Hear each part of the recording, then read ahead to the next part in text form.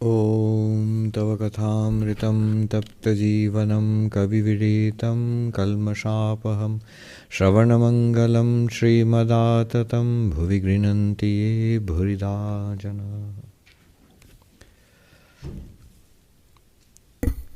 So this is the Gospel of Sri Ramakrishna class, and we have had a break of more than 3 weeks because I was away in India.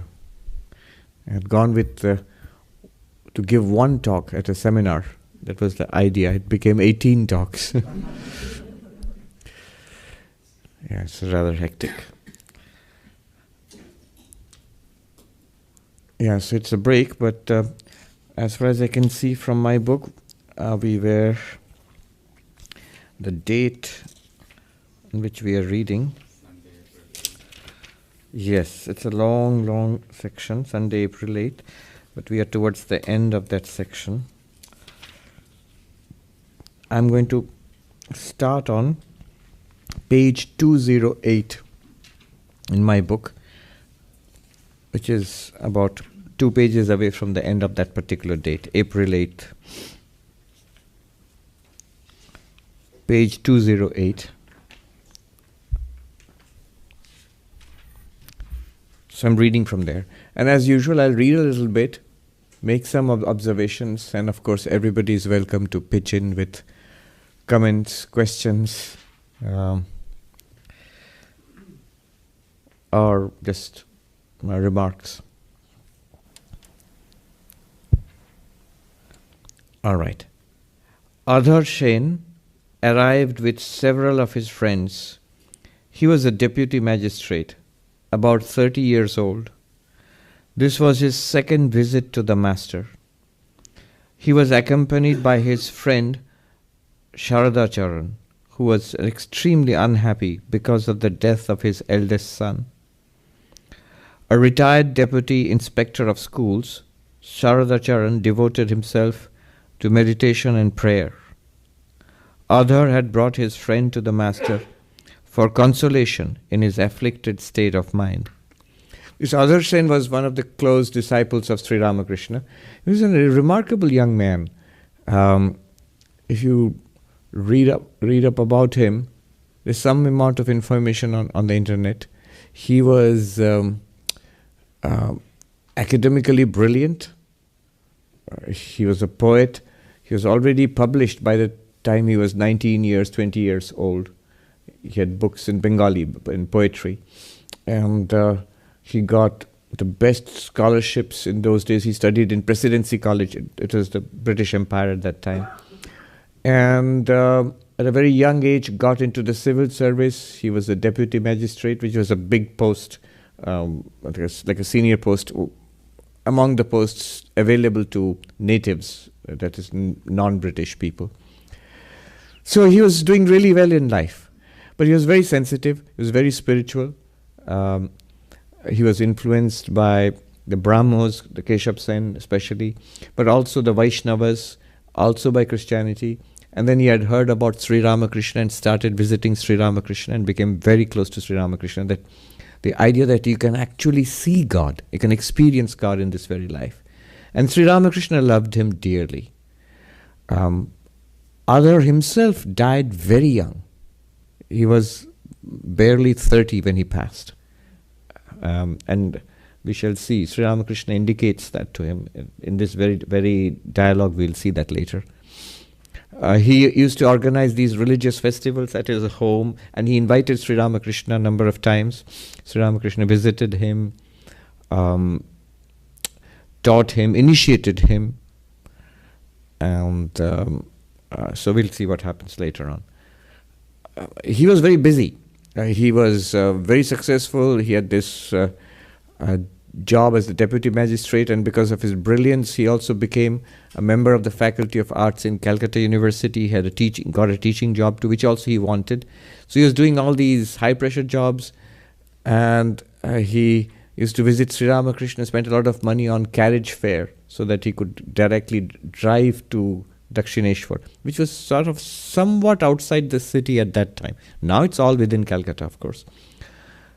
And he would arrive late, but just in time to hear Sri Ramakrishna speaking to devotees. And Sri Ramakrishna would make arrangements for him. A mat would be set out so that Adhar could come and sit. But he would be so tired, he would come and sit and start listening to Sri Ramakrishna and then curl up on the mat and fall asleep. So he slept through most of it, what Sri Ramakrishna had to teach, those particular gatherings. And very soon he died. And you'll see how Sri Ramakrishna indicates that. But here he has brought his friend Saradacharan, who had lost his son. This gentleman is also very devoted and very spiritual. So Saradacharan himself also was a government official, a retired deputy inspector of schools. Oh, by the way, those who are Bengalis or those who know about Indian literature, Bankim Chandra, a famous Bengali literator. Sri Ramakrishna met Bankim Chandra in Adhar's house. So Adhar was very well connected with the literary circles there.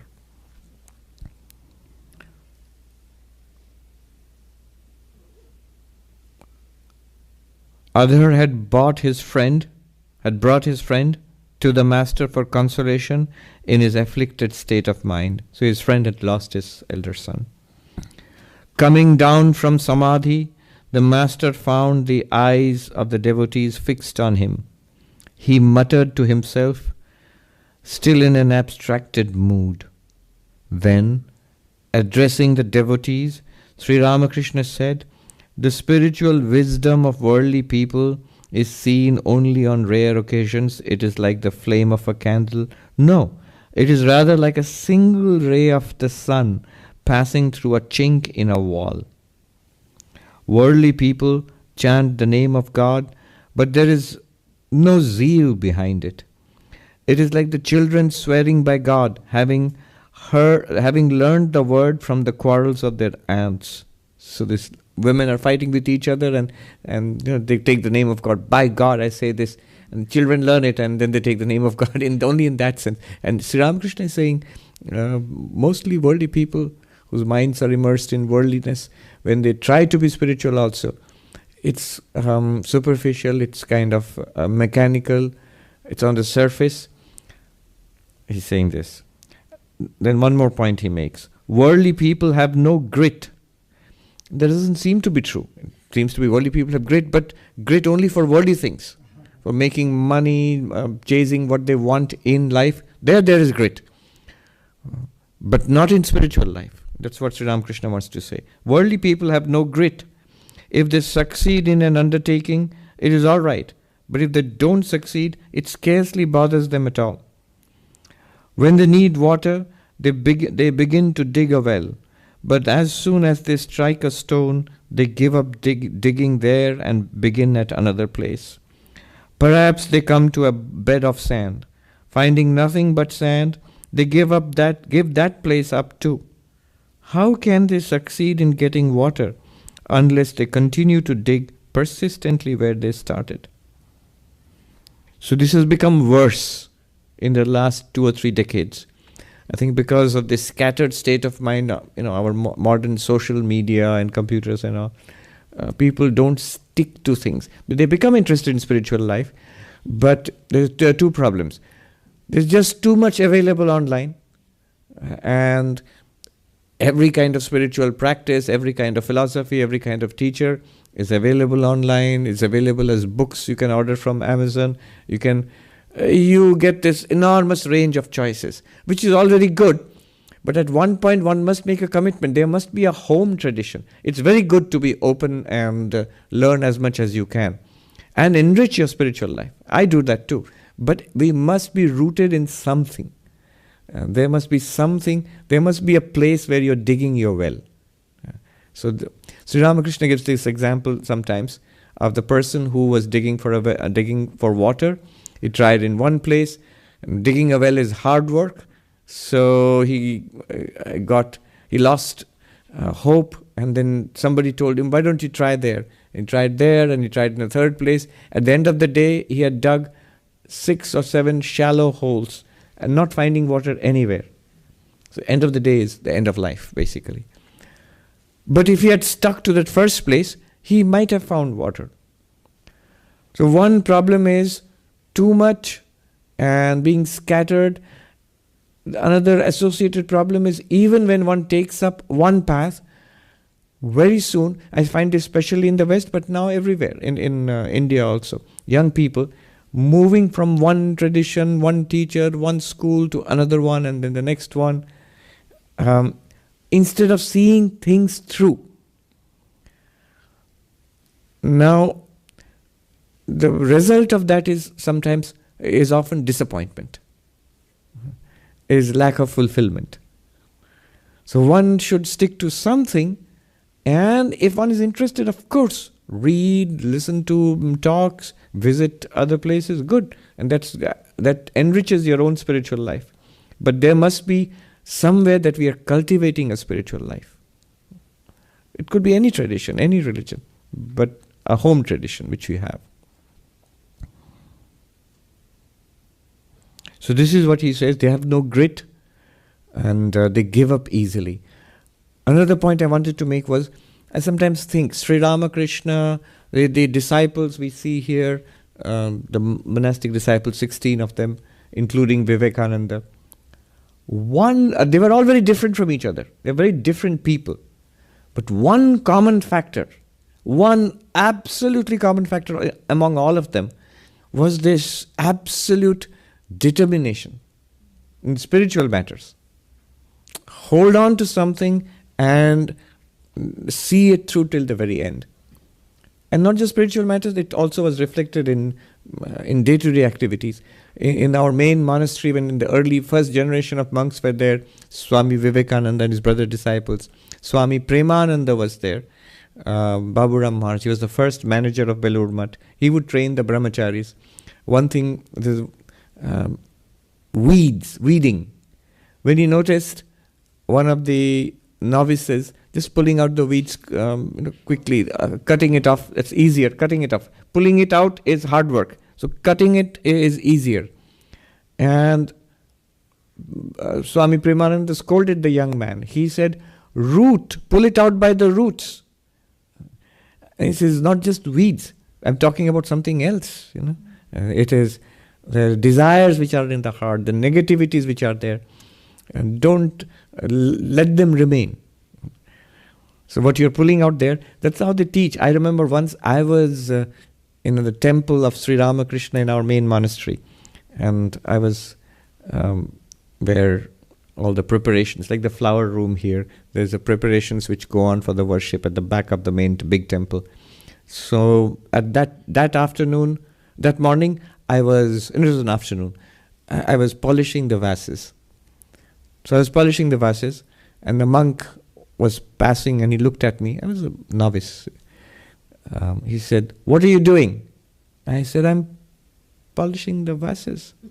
And he said, "No, you're polishing your mind." I still remember that. You're polishing your mind.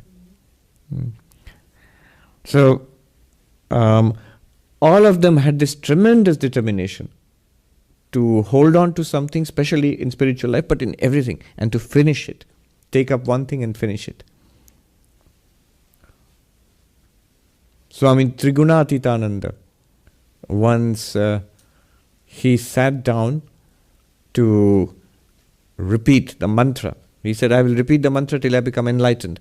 And he didn't eat and didn't go to sleep until the other brother disciples got worried about him, and they kept on coaxing him, at least have your meals, and then you can go on repeating the mantra. Finally he agreed. He said, he called Swami Shivananda. He said, "Brother, you are a holy man. I shall touch you while I eat my meals. And you have to keep on repeating the mantra." So, and then once I finished, and then I'll... yes. There's so many stories of them. Sri Ramakrishna scolded Swami Adbhutananda for sleeping at night, and he said, "Have you come here to sleep at night?" We think it's obvious, yes. So what else? He gave up sleeping at night for the rest of his life. In daytimes, he would sometimes curl up under a blanket and sleep, but he was awake all night long, meditating, because Sri Ramakrishna had told him. The smallest of things. Once he was very late coming to the temple at Dakshineshwar, and Sri Ramakrishna asked him, what happened?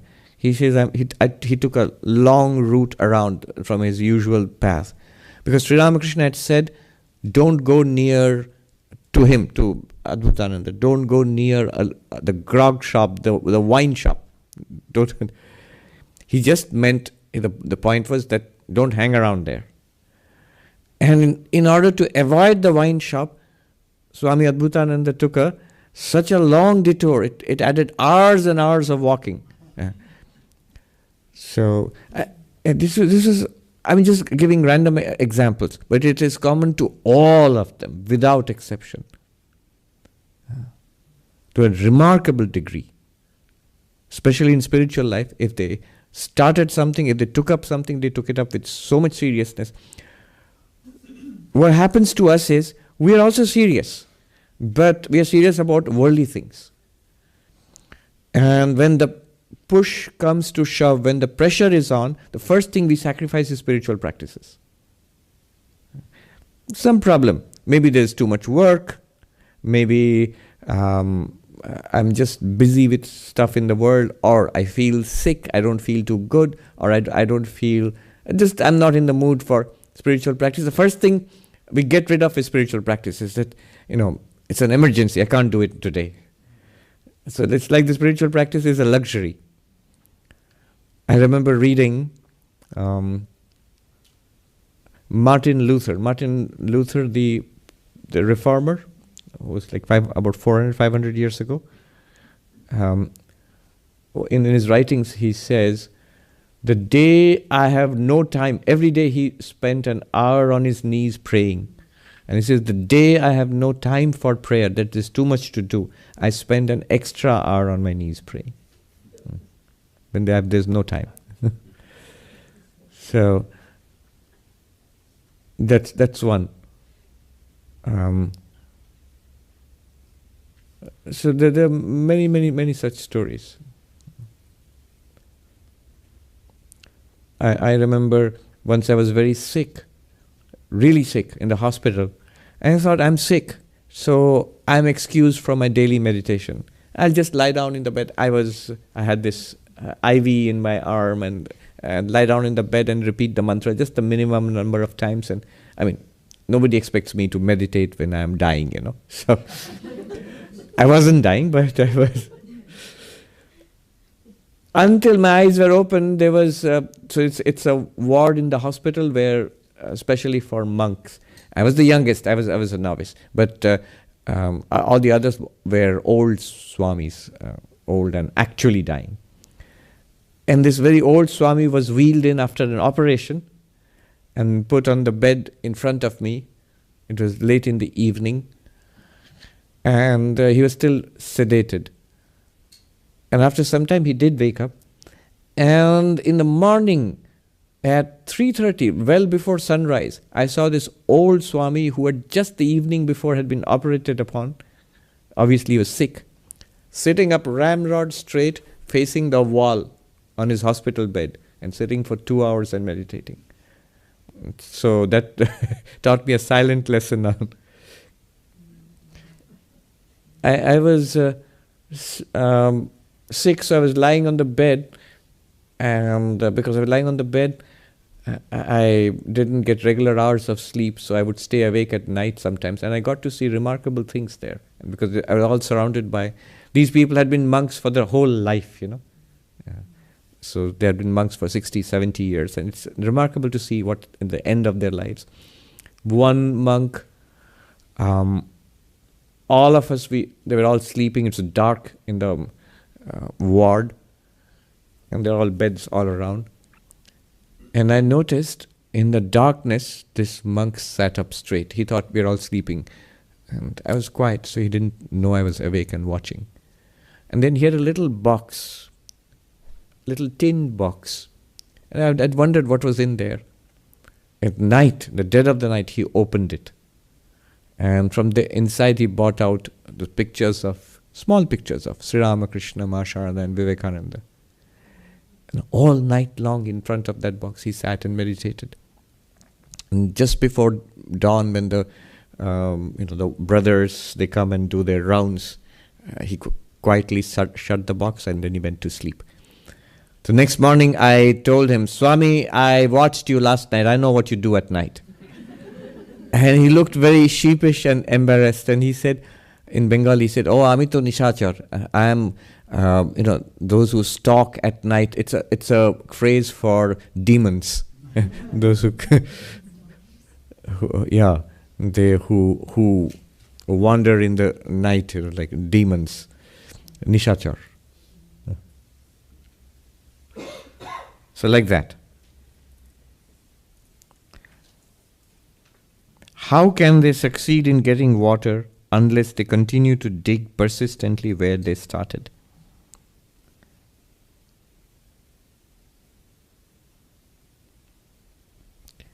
Man reaps the harvest of his own past actions.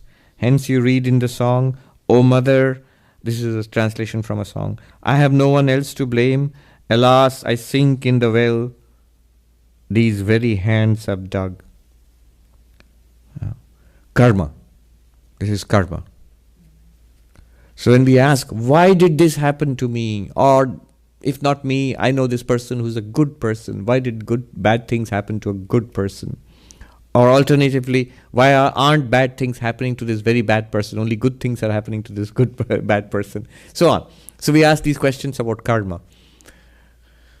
A senior monk told me on this trip in India, to the monastery, he told me something quite, almost alarming, but a very deep insight about these questions about spiritual life. He said, he is quoting Swami Turiyananda. In Bengali, Swami Turiyananda had said, Hetu nishtho hawa bhalo nai. Now what does that mean? This asking for causes in spiritual life, causality, this is not good. What Vivekananda called a shopkeeping religion. I have done so much, I deserve so much. I have offered something to God and I want these things back from God. Shopkeeping religion. A lot of that religion, lot of mass religion is shopkeeping religion. Whereas spirituality is not shopkeeping. If spirituality is one thing, the central thing is spirituality in whatever form we are trying to be spiritual. Basically, we are denying causality. We are trying to go beyond causality. Look at Karma Yoga. What is Karma Yoga? Selfless. I work for others without any seeking, self-seeking. I don't want to be paid back. Causality. That means I am working selflessly. I am not working for results. When I say I am putting in so much and I expect so much return, that's causality. I do good, I expect good. But here I am doing good, but I don't want good in return. I don't want anything from you. It's a spiritual practice for me. Only thing that I want in all spiritual practices is God, is enlightenment, is freedom, not a return on my investment. So Karma Yoga. Bhakti Yoga. What is Bhakti Yoga? Bhakti Yoga is love of God. But what is love of God? Unconditional. See, unconditional means without causality. Normally our love is, I love you, you must love me back. Otherwise, we feel that what's going on here? But love of God is, I love, because God is lovable. Once Swami Vivekananda, when he was a youngster, Narendranath, coming to Sri Ramakrishna loved him more than everybody else. And Sri Ramakrishna couldn't hide anything. So it was quite obvious that Narendranath was very special. He was in limelight, and whenever he would come, and a youngster. And there were all these important people, including people like Adhar and Keshav, who used to come to Sri Ramakrishna. But Narendranath was extolled as a young boy. He was extolled above everybody else. And the same Narendranath, one day he comes, and suddenly Sri Ramakrishna doesn't pay him any attention at all. And not one day, second day, third day, fourth day. And Narendranath keeps coming. A month later, Sri Ramakrishna suddenly turns to him, and people were feeling uncomfortable. Here is this person who was loved so much by the Master, and in front of us he is just being humiliated and ignored.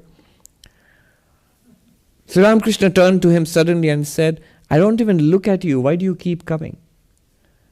And Narendranath immediately, he replied, saying that, I come because I like you, I love you, that's why I come. Doesn't matter how you treat me. Sri Ramakrishna was so happy. It was a fierce test, a very hard test. So this unconditional love, I don't want anything back in return. I love God because I love God, that's it.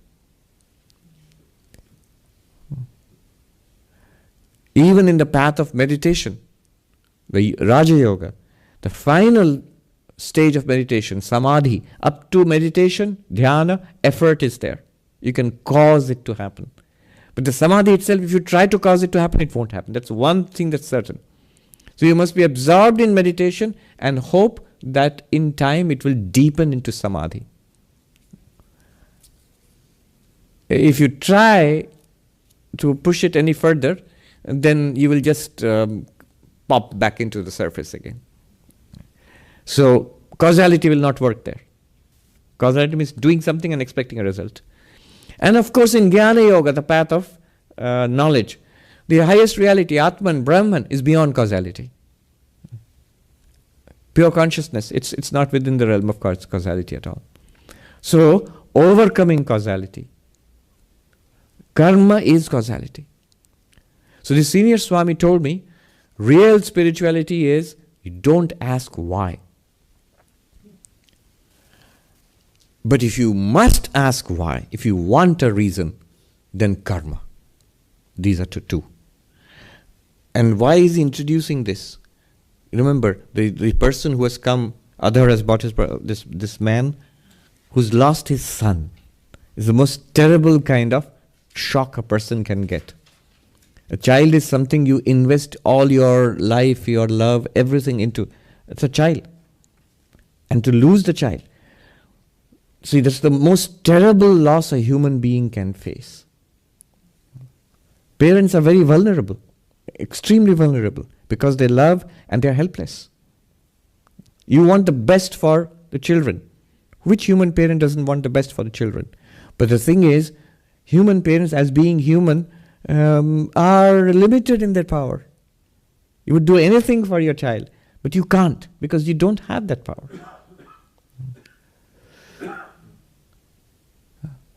And to lose a child, I mentioned Baburam Maharaj, Swami Premananda, Sri Ramakrishna, he asked Baburam Maharaj's mother, who was a very devout lady, he said, I want something from you. And she smiled and said, yeah, anything.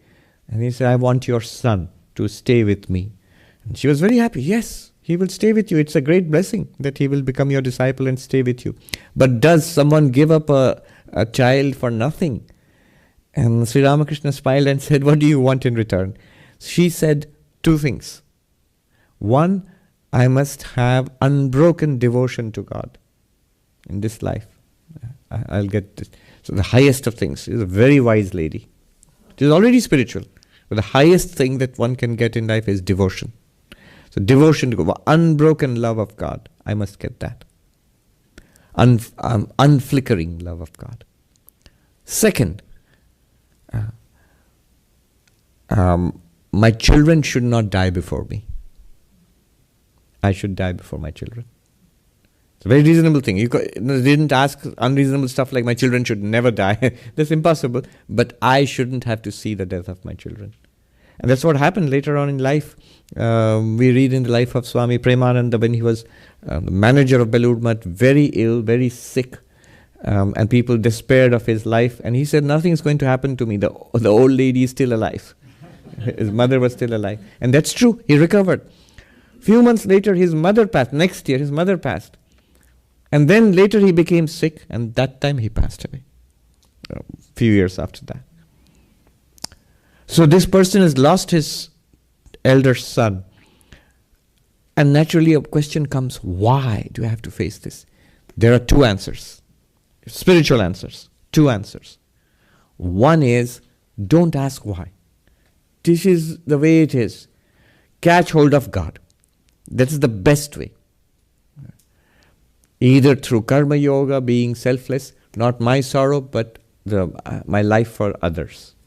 I'm not concerned so much about my own sorrow. Or through bhakti yoga, through devotion, surrender, through intense love of God. Yes, you will cry for the loss of your eldest son, but it is your surrender and love of God are of such an order that that gives you strength in life, something to hold on to. So either do that, don't ask why. There's no real genuine answer for these things. But if you must ask why, if you know you want an answer, then karma. Then karma. Don't explain away others' sorrows in terms of karma. At least apply to yourself. And this song, "O mother, I have no one else to blame. Alas, I sink in the well these very hands have dug."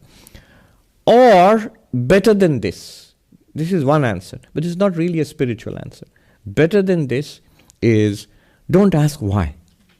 No answer is really good enough. None of these answers will help you. Rather turn to God. In all kinds of adversity, personal illness, problems in the family, financial problems, relationship problems, whatever, loneliness, whatever the issue is, turn to God. And you will get help. You will get help. There's not one person who has not got help.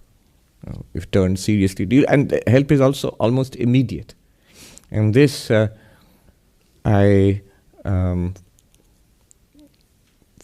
none other than the APA, the American Psychiatry Association. There was a meeting in Washington, D.C. between Psychiatry Association and faith leaders.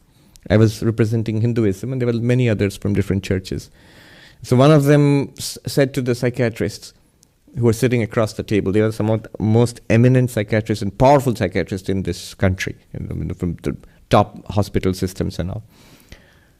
"Why are you calling us? Because till now, according from your perspective, religion was a psychopathology, you know. It's an illness, mental illness." So they said, no, we have changed our perspective. It's not that we are supporting religion or we are promoting religion, no. But you can't argue with the data. You said the data shows that people who have some religious belief, some connection with their church, they are either more resilient to mental illness, or they don't have these problems, or if they do, they recover better, or they cope better. And the data in this is absolutely uncontroversial. So turn to God. Turn to God in whatever the problem is. And turn to God in your own way, in your own spiritual path, and whatever is real for you and the way it works. All right, going ahead. I and mine, that is ignorance. By discriminating, that discrimination is inquiry. The vichara, inquiry. By discriminating, you will realize that what you call I is really nothing but Atman. Reason it out. So here is directly the path of knowledge, jnana yoga. Reason it out. Are you the body or the flesh or something else? At the end, you will know that you are none of these. You are free from attributes. This is a very, very important and loaded term. Our problems are not just directly with the body, but with the attributes of the body. The body ages. The body aches. The body is vulnerable. It gets hungry and cold and tired and sick. So these are the attributes. But they are attributes of the body, not your attributes. This distinction becomes clear in the path of knowledge. And that gives you great strength and great freedom. It's the body which ages. I, the witness consciousness, do not age. It's the body which gets sick. I, the witness consciousness, the awareness, does not get sick. It's the body which dies. You do not die. And this is not rhetoric, this is not affirmation. It becomes very clear on this path of inquiry which Sri Ramakrishna is saying. He says, reason it out. You are free from attributes. Then you will realize that you have never been the doer of any action, so you are free of karma. This terrible karma, you're actually free of it. That you have been free from virtue and faults alike, that you are beyond righteousness and unrighteousness. From ignorance a man says, this is gold and this is brass. Whenever, like, it's all gold, but he doesn't understand the distinction. But a man of knowledge says, it is all gold. Reasoning stops when one sees God. But there are instances of people who have realized God and who still continue to reason. Again, there are people who, even after having seen God, chant His name with devotion and sing His glories. So the path of knowledge, the path of devotion, a person can continue to be on the path of knowledge, studying and teaching Vedanta. A person can continue to be the path of devotion, in love of God, singing, praying, surrendering, even after both have attained. It's still, they can go on doing that. How long does a child cry? So long as it is not sucking at its mother's breast. As soon as it is nursed, it stops crying. Then the child feels only joy. Joyously it drinks the milk from its mother's breast. But it is also true that while drinking, the child sometimes plays and laughs. It is God alone who has become everything, but in man He manifests Himself the most. God is directly present in the man who has a pure heart of a child, and who laughs and cries and dances and sings in divine ecstasy. Note, if you are enlightened, it doesn't mean you become like a stone block, You don't cry, you don't smile. What happened? I'm enlightened. No. You might be even more sensitive than others. But the interesting thing about the enlightened person is, so you might say, what's the difference? If the enlightened person cries and an ordinary person cries, what's the difference? The difference is the enlightened person has realized that within himself or herself, which is beyond pain, beyond sorrow. Without denying that at the human level there can be pain and sorrow. So, to such a person, are you really in pain? Is it really terrible? Is it terrible? They say, yes. Such and such person died, or this is happening, that's happening, it's terrible. Really? You'll smile and say, no. Does that happen? Yes, it happens. Sri Ramakrishna is a good example, and many others. In the midst of sickness, I've given these examples many times. Swami Turiyananda himself, Swami Shivananda, who suffered from asthma and a whole night couldn't sleep. Swami Shivananda. He was the president of the order, elderly at that time. Next morning, the monks came to his room to bow down early in the morning, and somebody asked, and they had heard that the Swami couldn't sleep the whole night. And, they had to prop him up with pillows at his back and all. So they asked, how are you feeling today? How are you today? How are you this morning? He said, I'm fine. The monks were taken aback. But we heard that you couldn't sleep all night, you suffered from breathlessness. And then it's as if Swami Shivananda, he just realized something, and he said, oh, you mean the body, not good at all. That happens for a person of enlightenment. Yes. What Vedanta says is that's a wrong understanding of karma, but it has happened. That kind of understanding of karma has happened, leads to passivity. But Vivekananda did not understand karma in that way. Vivekananda said that what we are today is the result of all that we have done and thought and said in the past. And what we do and think and say right now is also building our future. There was this famous incident when he went back from the West to India. Members of the Cow Protection League came to him asking for his help. And Vivekananda said, but in your part of the country there's a famine and people are dying. Why don't you feed human beings first? And then those people looked flabbergasted and said, but that's their karma. And Swami Vivekananda said, if it's their karma to die, it's your karma to feed them. Because you're there. It's your karma to help. Then those people, they were not to be shaken. They said, yes, but the cow's our mother, the Gomata, the cow's our mother. And then Swami Vivekananda said, yes, who else can give birth to such fit sons? You know, this is a fit mother for sons like this. So that's a wrong understanding of karma. It leads to passivity. The right understanding would make you up and doing. Basically, it's cause and effect. So if we are in trouble, that's the clarion call for action. You should take massive action at that time. If trouble is what we have created with our own hands, then it's with our own hands that we can undo it. If we don't undo it, it'll just keep getting worse. So up and doing, that is what karma would say. What karma does here is, it gives you an answer to the why. Because people ask why, and it's a kind of a deep question. And the answer can be pretty nasty. But yes, it is what it is. There is a book by Professor Arthur Herman, The Problem of Evil in Indian Philosophy, in Indian Thought. So there, he has taken up this question, why is there evil in the world? Why is there suffering in the world if God exists and so on? This is the old question of the problem of evil. Every religion has to answer it. And he has collected a list of 24 answers. 24 answers from not only India, but from across the world, from the literature, religion, philosophies of the world. 24 different answers to why there is suffering in the world. One of them is karma. And he says the best answer, the most logical answer, karma, he has a whole chapter on the defects of the law of karma, philosophically, logically. He says with all its defects, it's still far more satisfactory, far more logical than any other answer.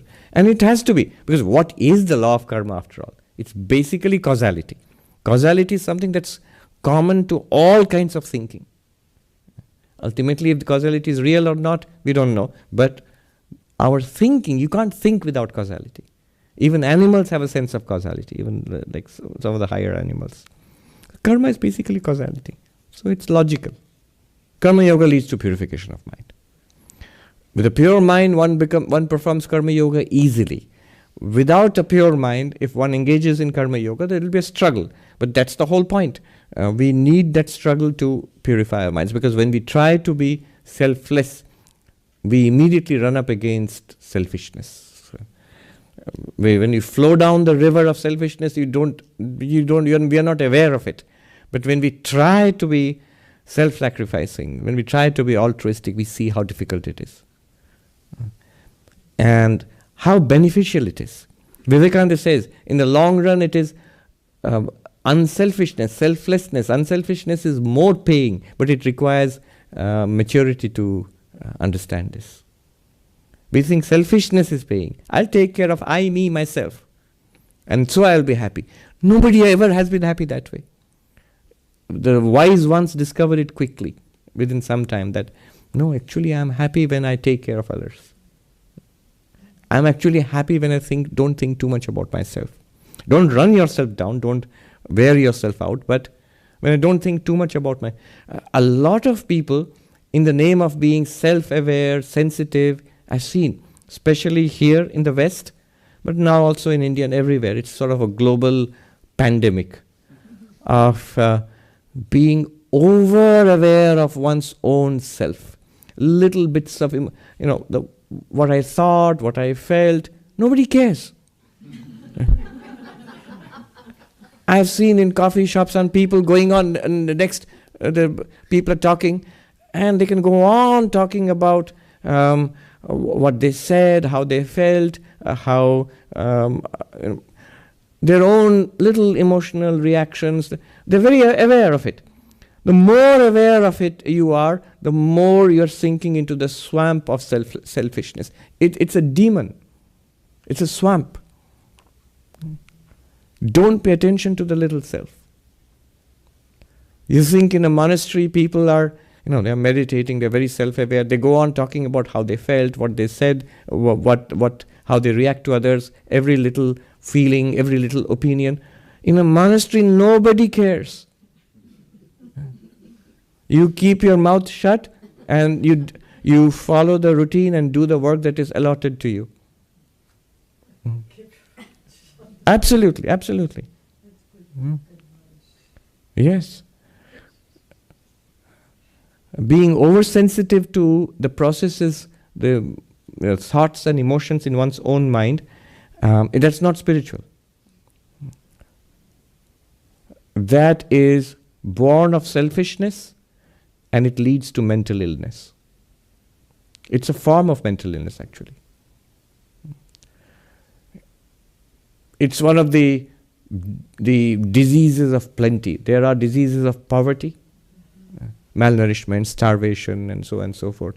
There are diseases of prosperity, problems of prosperity. One of those things is when you're taken care of, you have food, you have security, you have time, you have leisure, and then all you have is yourself. Nobody's interested. Nobody finds you interesting, and you shouldn't find yourself interesting. No, really. It is. Don't pay attention. Don't pay attention to yourself. Pay attention to the world or to people, to God. Pay attention to some high or noble cause or purpose in life. That's good. That'll fulfill you. But the turning inwards, paying attention to the little mind, this little eye, that's the worst of all. It's a well from which it's very difficult to recover. A deep, dank, dark well. Yes. And in terms of deep grief, where there's no action to be taken anymore, there will be other people who will come and commiserate with me, try to help. Then the world moves on. The people who have lost, especially like this gentleman who's lost a child, for them it doesn't move on. It doesn't move on. I've met and talked with a number of people who have lost children, and especially young children. And it can be, it is, we'll see. Sri Ramakrishna, he is deeply, deeply sympathetic, and he will tell us a story about it. Then Adhar will tell Sri Ramakrishna why he has come, and talks about his friend's grief.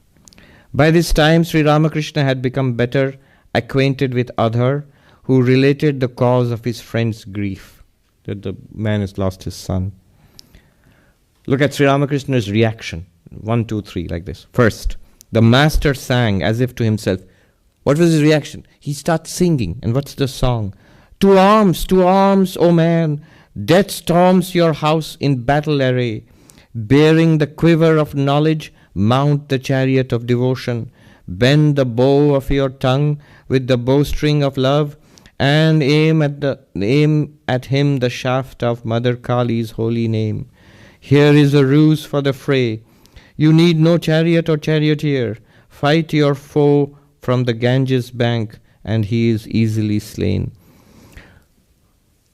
His answer is a rousing call to spirituality. He does not offer consolation. His death, and another place, somebody else comes to Sri Ramakrishna and talks about the death of his wife, the elderly gentleman. Sri Ramakrishna, he strikes the pose of a traditional Indian wrestler, striking the thigh, and takes up a wrestler's pose, and he sings this song. The enemy has entered your house. Get ready for battle. Death is in front of you. And we'll see.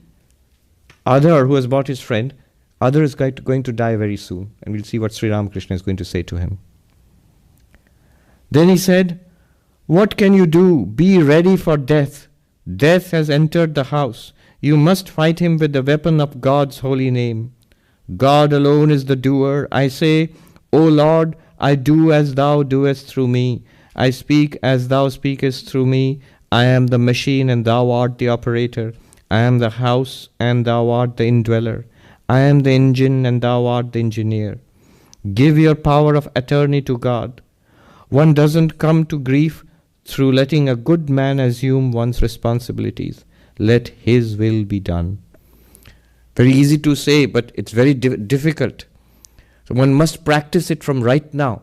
When the mind gets into the habit of continually surrendering to God in the midst of all activities. You're up and doing everything. You're doing everything, whatever is to be done in your life, in your profession, in your community, in your personal life. Everything is going on. In your family, whatever has to be done is going on. But you're continuously surrendering to God and beginning and noting that it's actually there is a power behind everything, which is, even when I say I do this, or how much of it do I do? Even this body. One monk put it very nicely. You think it's your body?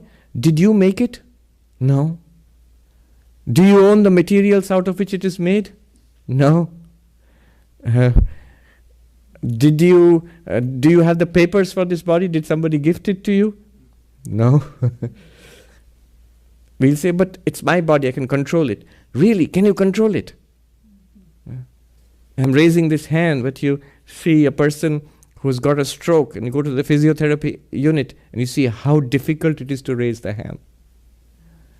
What is that unique power which allows me to effortlessly raise the hand when I think I want to raise the hand, which next moment, within an instant, that power can go away. And then I suddenly realize there was a lot that I took for granted. There's a lot that I took for granted.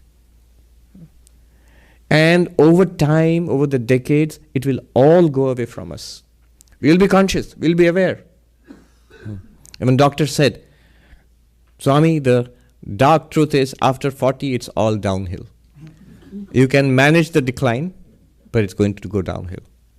We can help you live long, but we can't help you live well. So you can manage it. A wise person manages it well, and so the decline is not disastrous. But it's going to be a decline.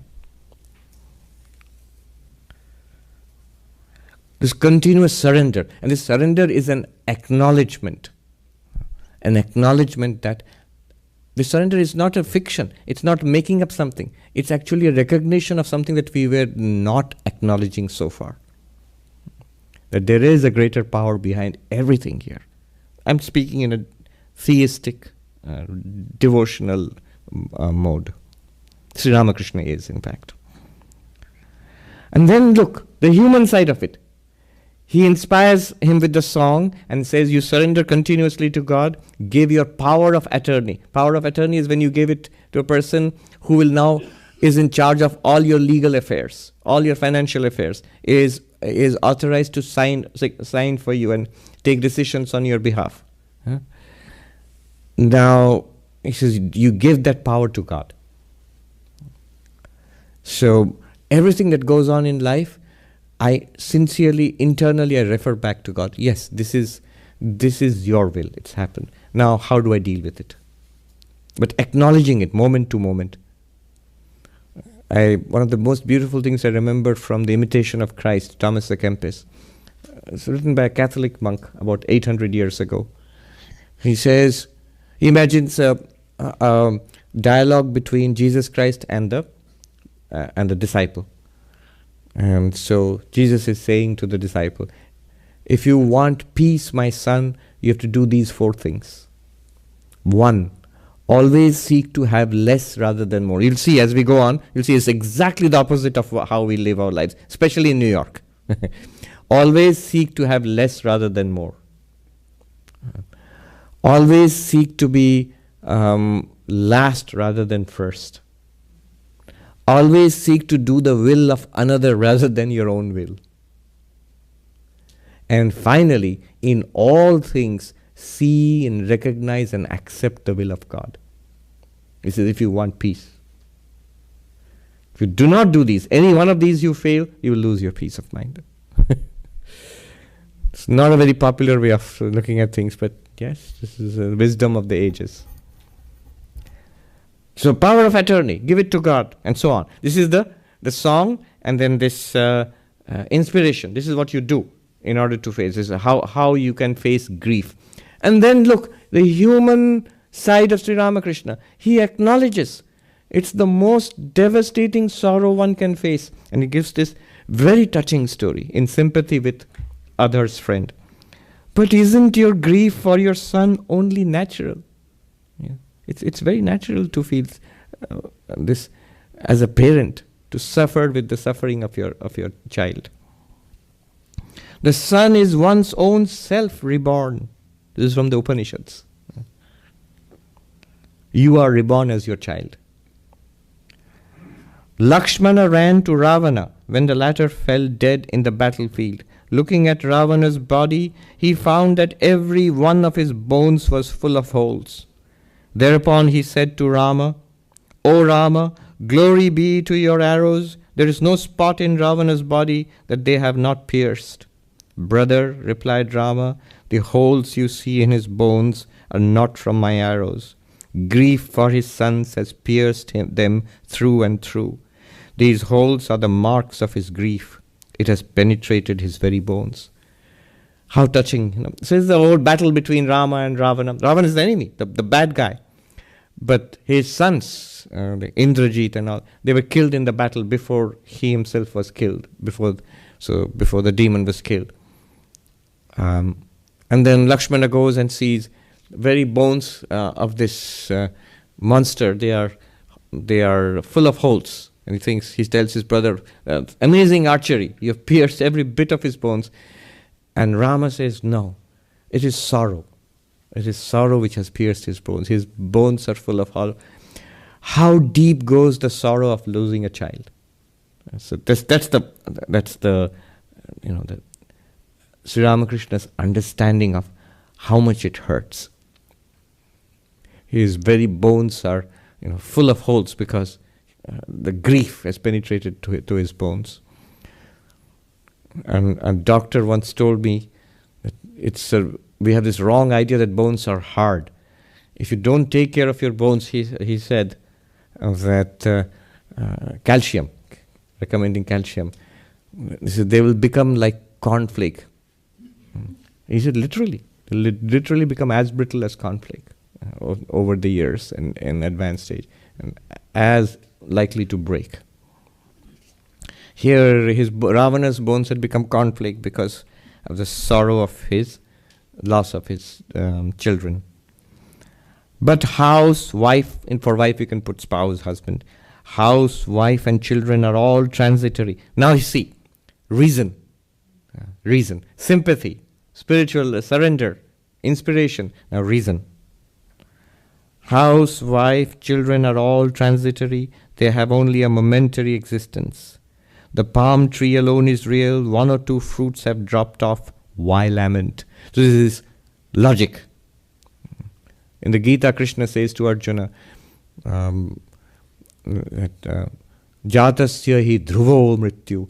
Death is certain. There's only one thing certain of those who are born. Of everybody who's born, there's one thing certain, that we will all die one day. The body will die. So why lament? The palm tree is the Atman, Brahman, what you really are. You are not the fruit which dropped off from the palm tree. It's just one body. But we are experts at dying. We have died many, many, many times. And yet we are here. It's the body which dies. You need not be so broken because of that. And then he goes on. Theology. God is engaged in three kinds of activity. I want to get to that part about other before I finish today.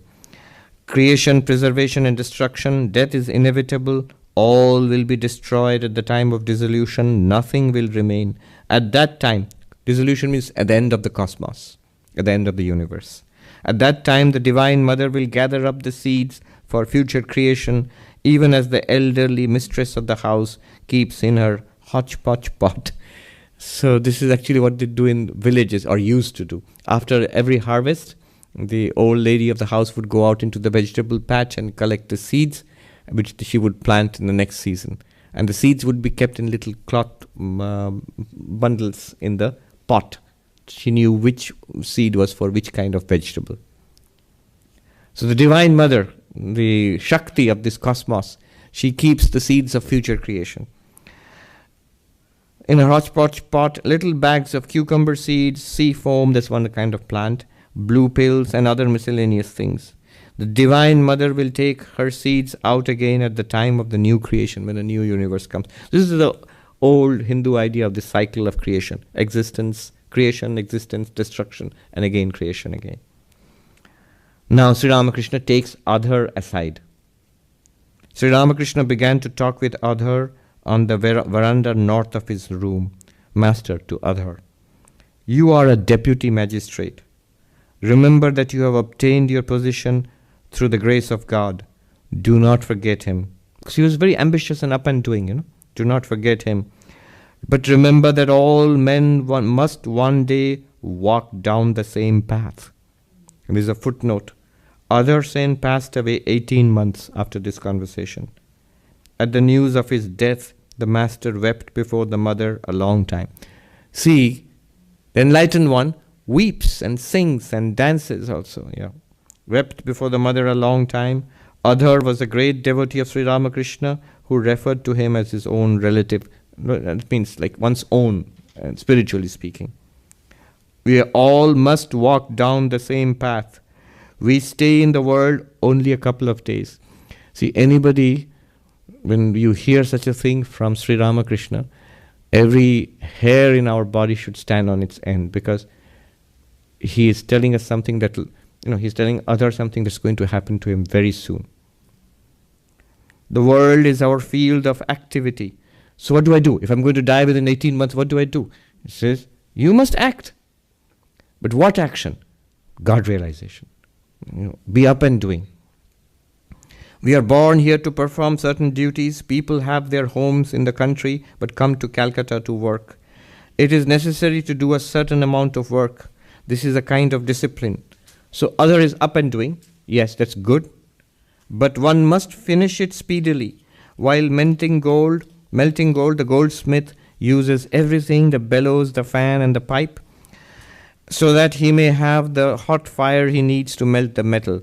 After the melting is over, he relaxes and asks his attendant to prepare a smoke for him. So all this is something Sri Ramakrishna would observe very carefully. All this time his face had been hot and perspiring, but now he can smoke. What's the point of all this? One must have stern determination. Then alone is spiritual practice possible. One must make a firm resolve. All right? Other will say, message taken. So what practice should I do? See, this is extraordinary logic to the dialogue. Very next sentence. There is great power in the seed of God's name. It destroys ignorance. A seed is tender and the sprout soft. Still it pierces the hard ground. The ground breaks and makes way for the sprout. The mind becomes very much distracted if one lives long in the midst of lust and gold. Therefore one must be very careful. But monks do not have much to fear. The real sannyasi lives far away from lust and gold. Therefore, through the practice of spiritual discipline, he can always fix his mind on God. True sannyasis, those who are able to devote their minds constantly to God, are like bees which light only on flowers and sip their honey. Those who live in the world in the midst of lust and gold may direct their attention to God, but sometimes their minds dwell also on lust and gold. They are like common flies which light on a piece of candy and then on a sore or filth. Always keep your mind fixed on God. In the beginning, you must struggle a little. Later on, you will enjoy your pension. Yeah. There's a saying, it's always later than you think. Yeah. It's on that somber note. Om Shanti Shanti Shanti Hari Om Tat Sat Shri Ram Krishna Arpanamastu.